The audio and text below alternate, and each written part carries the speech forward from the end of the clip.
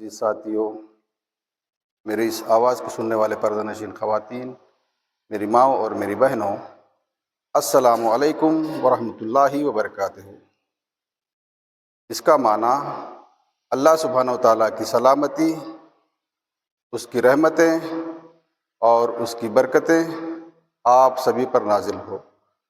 انشاءاللہ آج کی میری تقریر کا جو عنوان ہے وہ ہے دعوت دین کی جدوجہد اور محمد صلی اللہ علیہ وسلم کا اسوہ۔ اس کو اگرچہ ہم آسان زبان میں بولیں، دعوت دین کی کوشش محمد صلی اللہ علیہ وسلم کے طریقے پہ یا محمد صلی اللہ علیہ وسلم کی تعلیمات کی روشنی میں۔ تقریر کو آگے بڑھانے سے پہلے میں تمام حضرات سے ایک بات کے لیے معذرت چاہتا ہوں، وہ یہ ہے میری تعلیم جو ہوئی ہے وہ ساری کی ساری تیلگو زبان میں ہوئی ہے، لہٰذا آج کی اس اردو کی تقریر میں الفاظوں کی ادائیگی میں اگرچہ کچھ کوتاہیاں ہو جائے، کچھ غلطیاں ہو جائے، تو آپ لوگ ان غلطیوں کو نظر انداز کیجیے، اور امید ہے آپ لوگ میرے ان غلطیوں کو نظر انداز کریں گے اور تقریر کے پیغام پہ توجہ دیں گے انشاءاللہ۔ جیسا کہ میں نے کہا، آج کی میری تقریر کا جو عنوان ہے وہ ہے دعوت دین کی جدوجہد اور محمد صلی اللہ علیہ وسلم کا اسوہ۔ ہم دعوت دین کے بارے میں قرآن اور حدیث کو پڑھ کر دیکھتے ہیں تو قرآن مجید میں 6236 آیتیں ہیں پورے۔ ان سارے آیتوں کے اندر 1000 آیتوں میں اللہ تعالیٰ نے پوری شریعت کو مکمل کرتے ہیں۔ 1000 آیتوں میں پوری شریعت مکمل ہے، باقی کے جتنے آیتیں ہیں 5236 آیتوں میں اللہ تعالیٰ کسی نہ کسی طریقے سے دعوت دین کے بارے میں ہی بات کرتے ہیں۔ اللہ اکبر۔ اور ہم جب حدیثوں میں تحقیق کرتے ہیں یا انبیاءوں کی سیرت کو پڑھ کے دیکھتے ہیں تو ہم کو پتہ چلتا ہے اس دنیا کے اندر اللہ کے رسول صلی اللہ علیہ وسلم کے قول کے مطابق مسند احمد کی ایک حدیث ہے، حدیث نمبر 2668 میں اللہ کے رسول صلی اللہ علیہ وسلم فرماتے ہیں، مجھ سے پہلے اس دنیا میں 1,24,000 پیغمبر آئے۔ کتنے پیغمبر آئے؟ 1,24,000، کم و بیش 1,24,000 پیغمبر اس دنیا میں آئے۔ ہم ان کی سیرتوں کا جب مطالعہ کرتے ہیں پیغمبروں کی، تو سارے پیغمبروں کا ایک ہی مشن تھا، ایک ہی مقصد تھا، ایک ہی جدوجہد تھی، وہ تھا دعوت دین، یعنی کہ اللہ سبحانہ و تعالیٰ کے بندوں کو اللہ سبحانہ و تعالیٰ کا تعارف کرانا، اللہ سبحانہ و تعالیٰ کے بندوں کو اللہ سبحانہ و تعالیٰ سے جوڑنا، یہ مقصد تھا سارے پیغمبروں کا۔ اللہ کے رسول محمد صلی اللہ علیہ وسلم ایک حدیث میں صحیح بخاری حدیث نمبر 6483 میں فرماتے ہیں، انٹرنیشنل نمبر کے مطابق، لوگوں میری اور لوگوں کی مثال اس طرح ہے کہ ایک آدمی آگ سلگاتا ہے، آگ کو جلاتا ہے، اور اس میں بہت سارے کیڑے اور پروانے آ کر اس آگ میں گرتے ہیں۔ وہ انسان ان پروانوں کو، ان کیڑوں کو بچانے کے واسطے کوشش کرتا ہے، اسی طرح میں بھی تم لوگوں کو جہنم کی آگ سے بچانے کے لیے تمہاری کمر کو پکڑ پکڑ کر بچانا چاہتا ہوں، تم میرے ہاتھ سے نکل کر جہنم کی آگ میں گر جاتے ہو۔ اللہ کے رسول صلی اللہ علیہ وسلم اتنا غمگین، اتنا فکر مند رہتے تھے اس کام کے واسطے، لوگوں تک بات کو کس طریقے سے پہنچائے۔ ہمیشہ اللہ کے رسول صلی اللہ علیہ وسلم کی یہ کوشش رہتی تھی، یہ جدوجہد رہتی تھی۔ اور اللہ کے رسول صلی اللہ علیہ وسلم کی سیرت سے ہم کو یہ بات ملتی ہے کہ اللہ کے رسول صلی اللہ علیہ وسلم اپنی 23 سالہ جو نبوت والی زندگی ہے، اس زندگی کے اندر جتنا غمگین، جتنا پریشان حال دعوت دین کے سلسلے میں رہتے تھے، کسی اور کام کے واسطے نہیں رہتے تھے۔ اسی لیے اللہ سبحانہ و تعالیٰ کو قرآن کے آیتیں نازل کر کر کے بتانا پڑا۔ کیا کہہ کے؟ قرآن مجید میں 3 مرتبہ اللہ سبحانہ و تعالیٰ محمد صلی اللہ علیہ وسلم سے مخاطب ہو کے کہتے ہیں، سورہ قاف سورہ نمبر 18 کی آیت نمبر 6 میں، سورہ شعراء سورہ نمبر 26 کی آیت نمبر 3 میں، سورہ فاطر سورہ نمبر 35 کی آیت نمبر 8 میں۔ ان تینوں آیتوں میں اللہ نے کہا، اے نبی محمد صلی اللہ علیہ وسلم، آپ ان لوگوں کے غم میں کہ لوگ ایمان نہیں لاتے کہے کہ کیا تم اپنے آپ کو ہلاک کر ڈالو گے؟ کیا اپنی جان دے بیٹھو گے آپ؟ اس قرآن کے ان آیتوں سے ہم کو یہ معلوم ہوتا ہے اللہ کے رسول صلی اللہ علیہ وسلم دعوت دین کو لوگوں تک پہنچانے کے واسطے کتنا غمگین رہتے تھے، کتنا پریشان رہتے تھے۔ اور اپنے صحابہ کو اللہ کے رسول صلی اللہ علیہ وسلم یہی تعلیمات دی، اور اللہ کے رسول صلی اللہ علیہ وسلم کے صحابہ یہی کام کرے۔ ایک حدیث ہم کو ملتی ہے صحیح بخاری میں، جلد نمبر 5 باب نمبر 46 حدیث نمبر 121 میں اللہ کے رسول محمد صلی اللہ علیہ وسلم اپنے صحابہ سے کہتے ہیں، بلغوا عنی ولو آیا، تم اگرچہ میرے دین کے بارے میں ایک بھی بات جانتے ہو تو ان لوگوں تک پہنچا دو جن تک یہ پیغام نہیں پہنچا۔ کیا بول رہے ہیں اللہ کے رسول صلی اللہ علیہ وسلم؟ تم لوگوں تک یہ بات کو پہنچا دو، اگرچہ تم کو چاہے ایک ہی بات کیوں نہ معلوم ہو، لوگوں تک پہنچا دو۔ اور ایک حدیث میں ہم کو یہ بات ملتی ہے، ترمذی شریف کی حدیث ہے، جلد نمبر 4 باب نمبر 3 کتاب الفتن، حدیث نمبر 2169، جس میں اللہ کے رسول صلی اللہ علیہ وسلم فرماتے ہیں کہ اے لوگو، یعنی کہ اے میرے صحابہ، تم لوگوں کو برائی سے بچانے کا کام کرتے رہو، اچھائی کی دعوت دیتے رہو، اچھائی کی طرف بلاتے رہو، لوگوں کو برائی سے بچانے کا کام کرتے رہو، ورنہ قسم ہے اس ذات کی جس کے قبضے میں میری جان ہے۔ کون بول رہے ہیں؟ اللہ کے رسول محمد صلی اللہ علیہ وسلم بول رہے ہیں، قسم کھا کے، اللہ سبحانہ و تعالیٰ کی قسم کھا کے بول رہے ہیں، اے لوگو، قسم ہے اس ذات کی جس کے قبضے میں میری جان ہے، اگرچہ تم یہ کام نہیں کرتے تو تم پر ان قریب اللہ کا عذاب آئے گا، اور تم دعائیں کرتے رہو گے، تمہاری دعائیں قبول نہیں ہوگی۔ اللہ اکبر۔ قرآن مجید میں بے شمار مقامات پر، بے شمار آیتوں میں اللہ سبحانہ و تعالیٰ اس دعوت دین کے بارے میں ذکر کرتے ہیں۔ وقت کے قلت کے حساب سے میں ایک آیت آپ لوگوں کے سامنے رکھ کے بات کو آگے بڑھانے کی کوشش کروں گا، جو میں تقریر کے شروع میں آپ لوگوں کے سامنے تلاوت کیا ہوں، وہ ہے سورہ آل عمران سورہ نمبر 3 آیت نمبر 110، جس میں اللہ سبحانہ و تعالیٰ نے کہا، کنتم خیر امۃ اخرجت للناس تأمرون بالمعروف وتنہون عن المنکر تؤمنون باللہ۔ اس کے معنی ہے، تم سارے انسانوں کے اندر سب سے بہترین امت ہے، کنتم خیر امۃ اخرجت للناس، تم سارے انسانوں کے اندر سب سے بہترین امت ہے، بول رہے اللہ تعالیٰ۔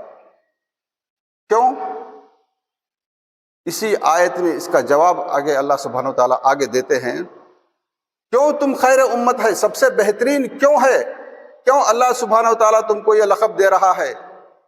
اس لیے تامرون بالمعروف وتنہون عن المنکر، تم لوگوں کو اچھائی کی دعوت دیتے ہو، برائی سے بچانے کا حکم کرتے ہو، برائی سے بچانے کا کام کرتے ہو، اس لیے تم خیر امت ہے اور ایک اللہ پر ایمان رکھتے ہو۔ اس اہم فریضے کو، اس اہم کام کو آج امت مسلمہ بھلا بیٹھی ہے۔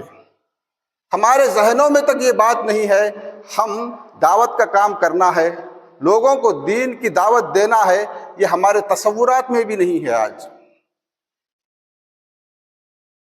کیوں؟ شیطان ہمارے ذہنوں سے اس عظیم کام کو نکال دیا ہے، ہمارے ذہنوں سے بھلا دیا ہے اس بات کو شیطان۔ کیوں؟ شیطان سب کچھ کرنے کے واسطے آپ کو خاموش رہے گا، مگر لوگوں کو اللہ سے جوڑنے کا اگرچہ کام کرتے ہیں تو رکاوٹیں ضرور ڈالنے کی کوشش کرے گا۔ آپ نمازیں پڑھتے ہیں تو پڑھ لو، روزے رہتے ہیں تو مسئلہ نہیں، زکوٰۃ دیتے ہیں تو بھی دے لو، حج کرتے ہیں تو کر لو، مگر بندوں کو اللہ سے جوڑنے کا کام اگرچہ کرتے ہو تو پھر شیطان کو بڑی نفرت، شیطان کو بہت غصہ آتا، بہت ناراض ہو جاتا شیطان۔ لہٰذا پہلے کام کو ہی شیطان دبا کر رکھ دیا ہے، ہمارے ذہنوں سے بھلا دیا ہے اس کام کو۔ آج امت کو دعوت دین کے بارے میں معلوم تک نہیں ہے۔ ایسے ایسے غلط فہمیاں ہمارے ذہنوں میں شیطان ڈال کے بیٹھا۔ ہم غیروں کو دعوت دینے کے بارے میں جب بات کرتے ہیں، لوگوں سے ہم جب گفتگو کرتے ہیں اس کے تعلق سے، تو لوگ بولتے ہیں، ہمارے مسلمان لوگ بولتے ہیں، ارے ہم ان کو کیوں دعوت دیں گے بھائی، وہ تو غیر ہے، وہ غیر ہے، یعنی کہ وہ کافر ہے، ہم مومن ہیں، ہم مسلمان ہیں، ایسے جواب دیتے ہیں، یعنی کہ وہ الگ ہے، ہم الگ ہے۔ مگر میرے بھائی، قرآن اور حدیث اس بات کو ہرگز نہیں مانتی، اللہ کے رسول صلی اللہ علیہ وسلم کی تعلیمات اس بات کو ہرگز نہیں مانتے کہ وہ الگ ہے، ہم الگ ہے۔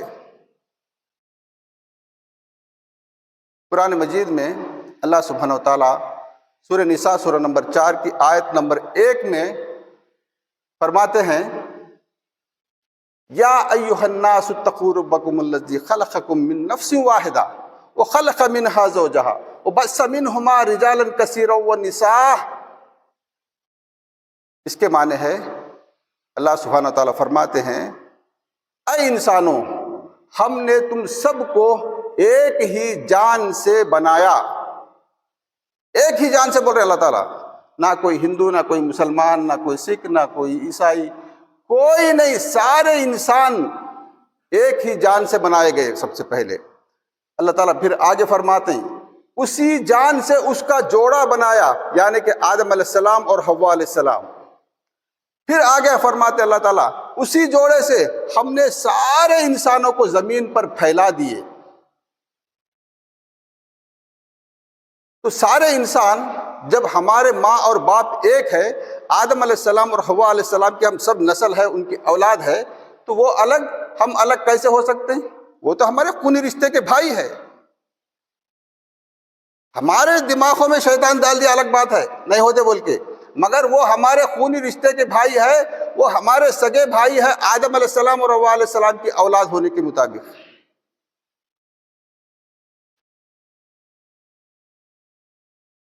شیطان ہمارے دماغوں میں ایسے ایسے وسوسے ڈال دیا۔ مسلمان یہ بھی کہتے ہیں آج، ارے ان کا دین ان کے ساتھ، ہمارا دین ہمارے ساتھ۔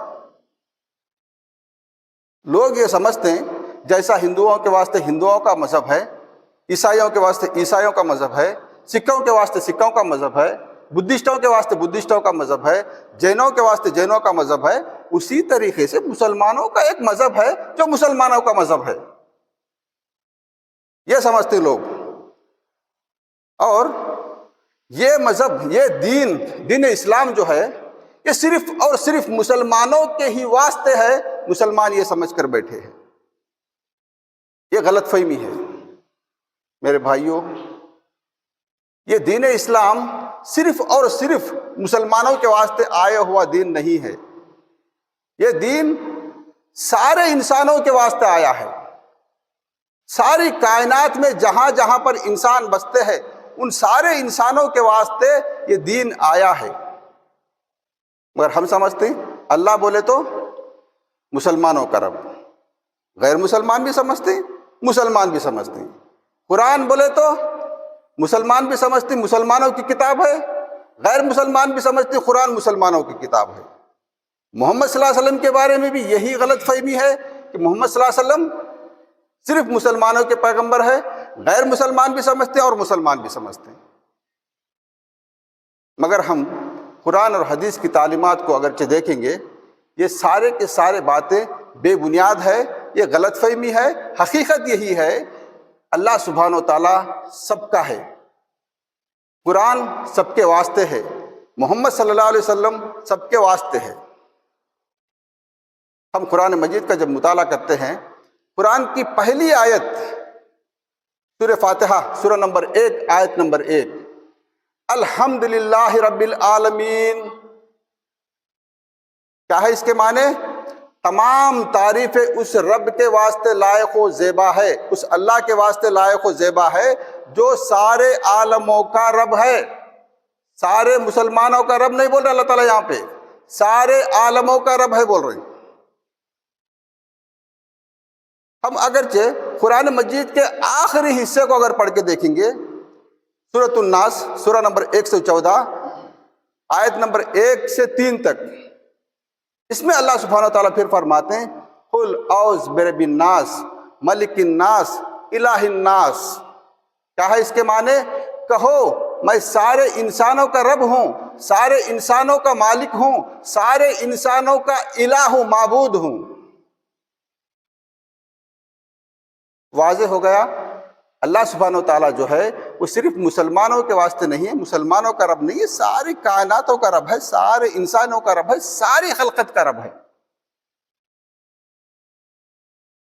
آئیے ہم جاننے کی کوشش کریں گے قرآن مجید کیا صرف مسلمانوں کے واسطے ہے؟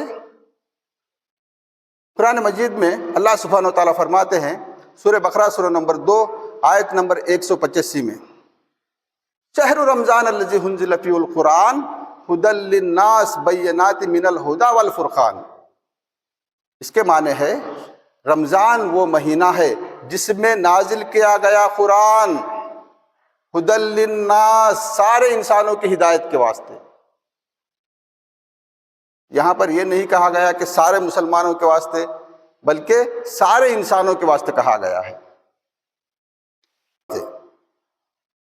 ہم اگرچہ اور مطالعہ کریں گے قرآن مجید کے بارے میں، قرآن مجید کی جو آیتیں ہیں سورہ ابراہیم سورہ نمبر 14 آیت نمبر 1 اور 2 میں، اور سورہ ابراہیم سورہ نمبر 14 آیت نمبر 52 میں، ان سارے آیتوں میں اللہ سبحانہ و تعالیٰ نے کہا یہ قرآن سارے انسانوں کے واسطے ہے، یہ قرآن سارے انسانوں کے واسطے ہے۔ آئیے ہم جاننے کی کوشش کریں گے محمد صلی اللہ علیہ وسلم جو ہے وہ کیا صرف مسلمانوں کے واسطے ہے، یا وہ بھی سارے عالموں کے واسطے، یا سارے انسانوں کے واسطے ہے؟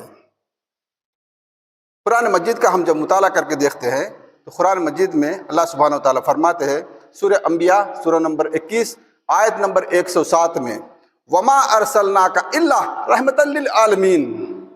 اس کے معنی ہے اے نبی ہم نے آپ کو بھیجا سارے عالموں کے لیے رحمت بنا کے۔ رحمت للمسلمین نہیں کہا گیا، یہاں پہ مسلمانوں کے واسطے رحمت ہے نہیں کہا گیا، بلکہ سارے عالموں کے واسطے رحمت بنا کے بھیجے گئے۔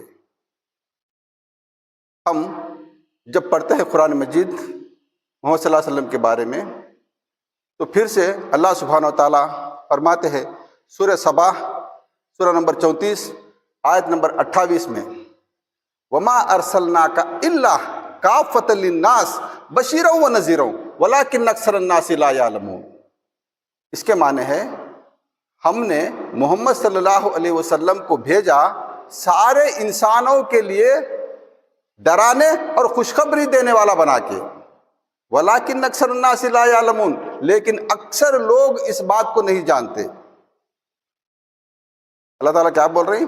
ہم نے محمد صلی اللہ علیہ وسلم کو بھیجا سارے انسانوں کے طرف، سارے انسانوں کے واسطے، تاکہ وہ ڈرائے اور خوشخبری دے۔ کس چیز سے ڈرائے اللہ کے رسول صلی اللہ علیہ وسلم آ کے؟ اے لوگو آگاہ ہو جاؤ، جہنم ہے، اللہ اس کے رسول صلی اللہ علیہ وسلم کی اطاعت اور اتباع میں زندگی گزارو ورنہ جہنم کی آگ میں جلو گے۔ خوشخبری کس بات کی؟ اے لوگو اللہ اس کے رسول صلی اللہ علیہ وسلم کی اطاعت اور اتباع میں زندگی گزارو، تمہارے واسطے بہترین ایک جنت ہے جس میں تم کو ہمیشہ ہمیشہ رہنا ہے۔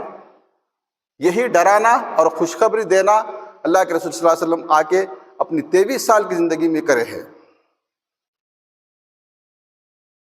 تو ہم قرآن کے ان آیتوں کے ذریعے یہ بات جان چکے ہیں، یہ بات کا ہم کو پتہ چلا ہے کہ اللہ سبحانہ و تعالیٰ جو ہے وہ صرف مسلمانوں کا نہیں، سارے انسانوں کا رب ہے۔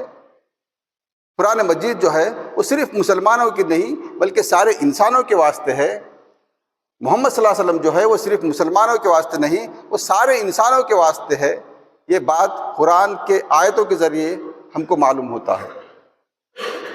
اللہ کے رسول محمد صلی اللہ علیہ وسلم خود فرماتے ہیں صحیح بخاری میں جلد نمبر 1 باب نمبر 1 حدیث نمبر 331 میں اللہ کے رسول صلی اللہ علیہ وسلم فرماتے ہیں، اے لوگو مجھ کو اللہ نے سارے انسانوں کی طرف ایک رسول بنا کے بھیجا ہے، سارے انسانوں کے واسطے۔ خود اللہ کے رسول صلی اللہ علیہ وسلم فرماتے ہیں مجھ کو اللہ سبحانہ و تعالیٰ نے سارے انسانوں کے واسطے ایک رسول بنا کے بھیجا ہے۔ تو میرے بھائیوں، اب اللہ کے رسول محمد صلی اللہ علیہ وسلم کے بعد نہ کوئی پیغمبر آنے والے ہے، نہ کوئی نبوت آنے والی ہے، نہ کوئی نبی آنے والے ہے، نہ کوئی کتاب نازل ہونے والی ہے۔ اللہ کے رسول صلی اللہ علیہ وسلم آخری پیغمبر ہے۔ اس کا ذکر آتا ہے قرآن مجید میں سورہ احزاب سورہ نمبر 33 آیت نمبر 40 میں، ما کان محمد آبا احد من رجالکم ولکن رسول اللہ وخاتم النبیین وکان اللہ بکل شیء علیما۔